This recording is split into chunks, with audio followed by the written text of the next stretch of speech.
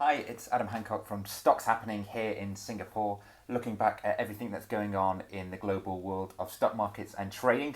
And yesterday, the big word on everyone's lips was China. They've announced new rules to crack down even further on Hong Kong and expand their power even more. Some people are even calling this the end of Hong Kong. As you can imagine, the markets did not react well.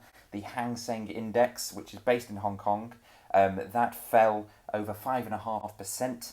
It was the worst day since 2015.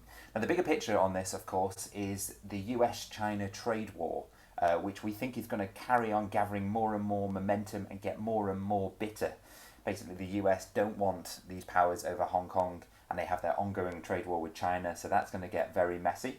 Elsewhere, and most of the US markets had a pretty good day. It's been a big old week for the US markets. Remember earlier in the week we had talk of a Moderna vaccine and there was lots of positivity. Jerome Powell was also making positive statements. The Dow had its best week since April, although it finished 0.04% down, but it's not really much. The Nasdaq was also up, and the S&P 500.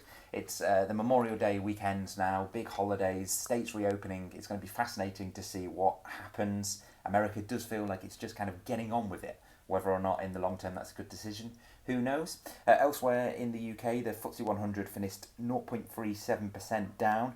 An interesting day in the UK. It feels like little bits are beginning to reopen there as well, but they've now brought in finally 14 days of quarantine for new arrivals.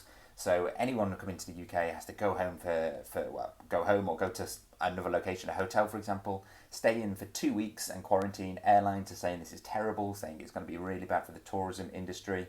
Questions over how much it's going to be policed. But yeah, again, it's all adding to uncertainty. And uncertainty is the theme, really. Nobody knows what's going to happen with the countries that are reopening. Nobody knows if things are going to go well, if things are going to go badly. And nobody now knows what's going to happen with China and the US. So it really is a time that everybody is uncertain. The markets seem to be going in the right directions at the moment, but that doesn't rule out another crash. So plenty to ponder over the long weekend.